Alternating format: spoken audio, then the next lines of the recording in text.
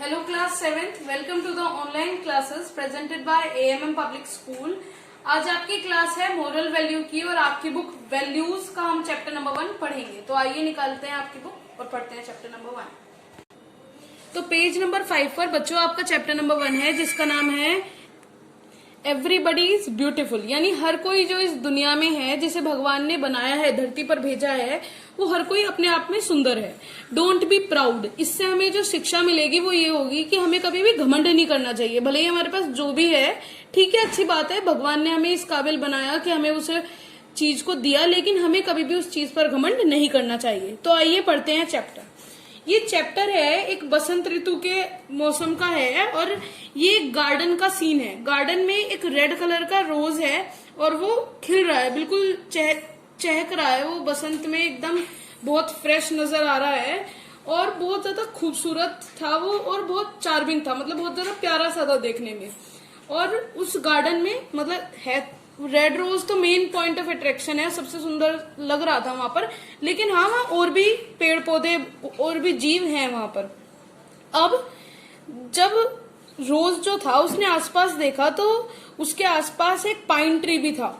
तो उस pine tree ने कहा कि तुम बहुत सुंदर हो, तुम बहुत सुंदर फ्लावर हो। उस रोज से कहा। तो जो रोज है उसका और घमंड बढ़ गया, उसने एकदम सिर उठाया और उसने कहा कि हाँ सुंदर तो मैं हूँ और लगता है कि यहाँ पर सबसे ज्यादा सुंदर मैं ही हूँ, इस पूरे जंगल में, इस पूरे गार्डन में सबसे ज्यादा सुंदर मैं ही हूँ।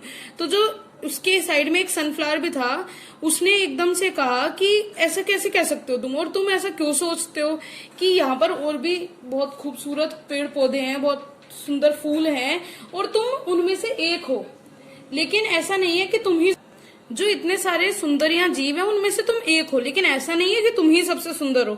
तो उसने कहा कि हर कोई तो मेरी तारीफ करता रहता है, तो मुझे तो लगता है कि मैं ही सबसे ज्यादा सुंदर हूँ, या और मेरे से ज्यादा सुंदर कोई है नहीं। फिर रोज के पास में, तो फिर उसके पास एक साइड में एक कैक्टस भी था। तो रोज ने कैक्टस की तरफ देखते हुए कहा कि देखो उस कैक्टस को, वो कितना अगली, कितना बदसूरत और कितना थॉर्नी प्लांट, मतलब कटीला पौधा है, कितना कटीला और कितना बदसूरत सा पौधा है। तो जैसे रेड रोज ये बात बोल रहा था तो पाइन ट्री ने एकदम से उसे इंटरप्ट किया। इंटरप्ट मतलब बीच में उसे टोका। उसने कहा कि तुम ऐसे कैसे कह सकते हो, ब्यूटी ये नहीं है जो तुम डिफाइन कर रहे हो ब्यूटी को, ब्यूटी हर चीज में हो सकती है। अगर कांटे उसमें है तो तुम्हारे पास भी तो कांटे हैं। हर चीज की अपनी अलग अलग मतलब खासियत होती है, यूनिकनेस होती है, हर चीज की अलग खासियत होती है और तुम्हें ये बात याद रखनी चाहिए। रेड रोज था वो तो बड़ा घमंडी था, ये बात सुनकर उसे बड़ा गुस्सा आ गया। उसने एकदम गुस्से में कहा कि पाइन ट्री, मुझे तो लगता था तुम्हारी मतलब जो सोच है, जो टेस्ट है तुम्हारा, मतलब चीजों को परखने की समझ है, वो काफी अच्छी है, लेकिन जो ये तुमने बात करी है ना, मुझे तुम्हारी बात बिल्कुल नहीं पसंद आई और मुझे लगता है कि तुम भी ऐसे ही हो, तुम्हें कुछ पता ही नहीं है कि खूबसूरती होती क्या है, ब्यूटी होती क्या है। तुमने मेरे और कैक्टस के दोनों के कांटों को एक साथ कंपेयर कर दिया। तो फिर मतलब जो आसपास के पौधे थे उन्होंने रेड रोज की बात सुनकर सोचा कि यार कितना घमंडी पौधा है ये, कितना घमंड है इसे अपने ऊपर, और ये तो बिल्कुल भी अच्छा नहीं है। अब जब मतलब ये सब हुआ तो उसके बाद रेड रोज को उस कैक्टस से इतना गुस्सा आया कि उसने सोचा कि यार मैं इससे दूर हो जाऊं। तो उसने कोशिश करी कि अपनी रूट्स को इससे दूर लेकर जाऊं, लेकिन वो ऐसा नहीं कर सकता था क्योंकि वो पौधा था, चल फिर तो सकता नहीं है वो। अब हर रोज उसके बाद से हर रोज जब भी मतलब रेड रोज कैक्टस को देखता था वो उसके लिए इल वर्ड्स मतलब बुरे शब्द ही निकालता था अपने मुंह से, हमेशा उसे गलत ही बोलता था। लेकिन मतलब जो कैक्टस था वो इतना मतलब खुशदिल था कि वो कभी भी ना तो दुखी होता था, ना ही अपसेट होता था और ना ही इरिटेट, ना ही किसी चीज से चिढ़ता था।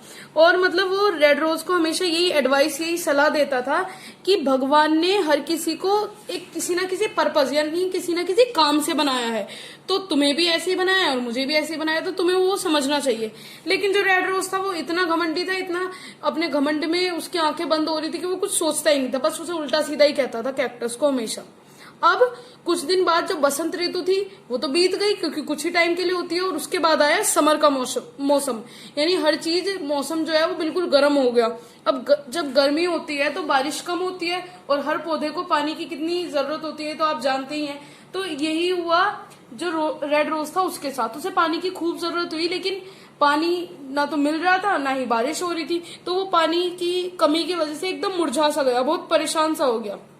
तब की मतलब उसने एक दिन देखा कि कई सारी चिड़िया आती हैं और जो कैक्टस है उसके ऊपर अपनी चोंच मारती हैं और वो खुश होकर, मतलब जब आती हैं तब तो वो मुरझाई सी बहुत ज्यादा मतलब परेशान सी रहती हैं गर्मी से, लेकिन जब वो उसके ऊपर चोंच मारती हैं अपनी थोड़ी देर और उसके बाद उड़ के जाती हैं तो वो एकदम बिल्कुल रिफ्रेश दिखती हैं, बिल्कुल तरोताजा दिखती हैं।